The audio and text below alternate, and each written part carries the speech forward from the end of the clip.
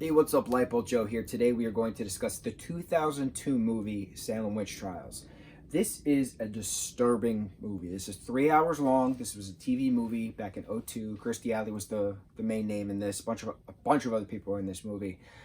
But this was chronicalizing the Salem Witch Trials, which were from February 1692 to May 1693. So over 300 years ago. It started with Ann Putnam Jr. and Elizabeth Hubbard, two girls within the village of Salem, not the town of Salem, but the village of Salem, Massachusetts, starting to accuse people of being witches. So Sarah Good is one of the first witches to be accused. Tituba is a slave from the Barbados. She is accused. She confessed to being a witch, but only to not be beaten. So it was a false confession, but she remained in jail. There were over 200 accusations within the surrounding areas of Salem that the Salem girls, who were witch hunters, if you will, witch accusers, the afflicted, would be brought around and point out who's a witch and who's not a witch. And then eventually it fizzled out. I don't know how historically accurate it is of the new governor's wife being accused, and then that's when it fizzled out, because it was the confirmation that just because an accusation is made doesn't mean that someone is guilty. I don't know how historically accurate that is, because this was over 300 years ago, and there was only paper trails and word of mouth and stories. So it's hard to document.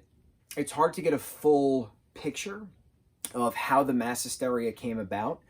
The only thing that can be really followed is with almanacs and like that kind of documenting. So it was recorded that the winter of 1692 into 1693 was horrible. It was super cold. That this was a brand new world for everyone. These are, what's the word? They're not Protestants. It's a sect of Protestant, which is a sect of Christianity. I forget the word. It starts with a P. The Pilgrims came to America for religious freedom, right? Under something, I forgot what religion they were. Whatever.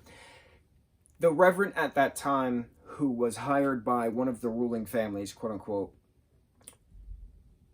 what was it, Putnam versus Proctor or something like that? There was turf wars, basically. And there was a third reverend hired to get the turf back, essentially. And with all of this being said, a lot of accusations were false for land grab or for property grab. So there was a scene even when a couple was dragged out of their homes for being accused of witches, and a husband and a wife, and then their possessions were literally taken out of the house as payment for their jail service.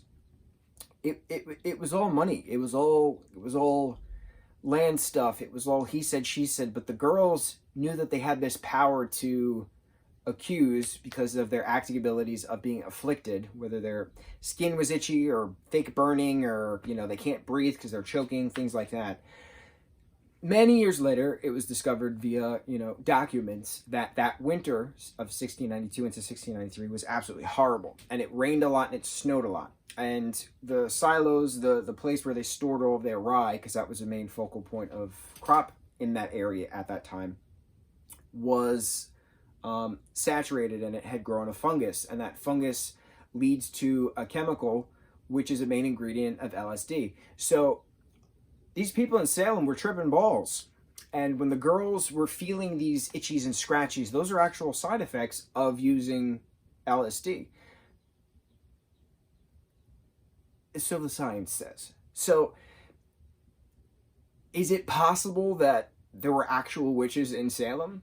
Highly unlikely. Were there naturalists in Salem? Probably. But witches practicing the devil's, magic?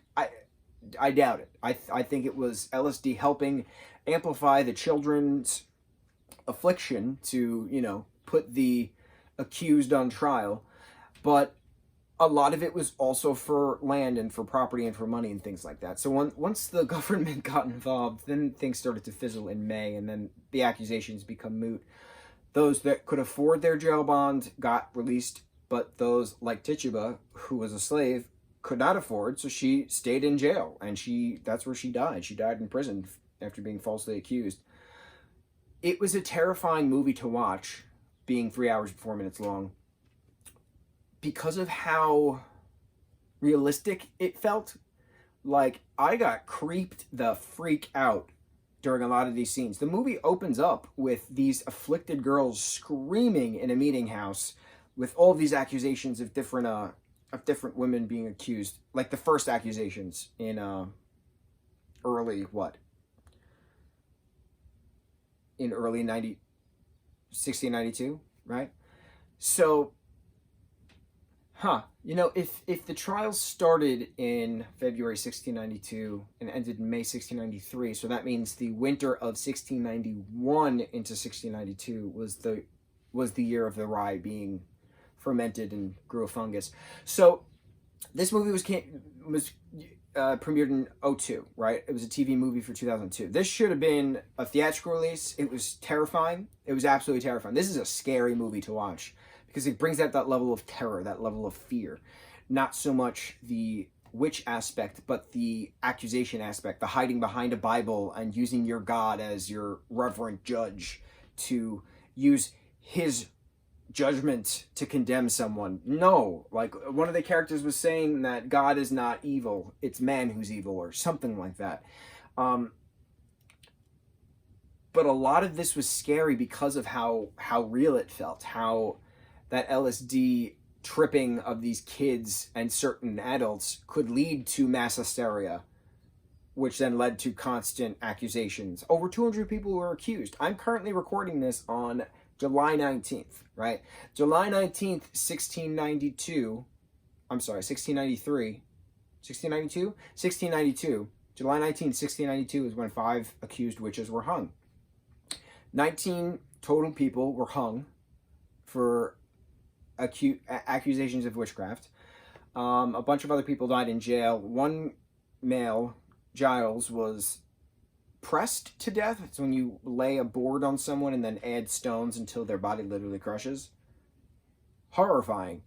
Very medieval stuff. But yeah, this was a creepy ass movie. And I felt it appropriate to watch on the anniversary of those 5 accused being hung.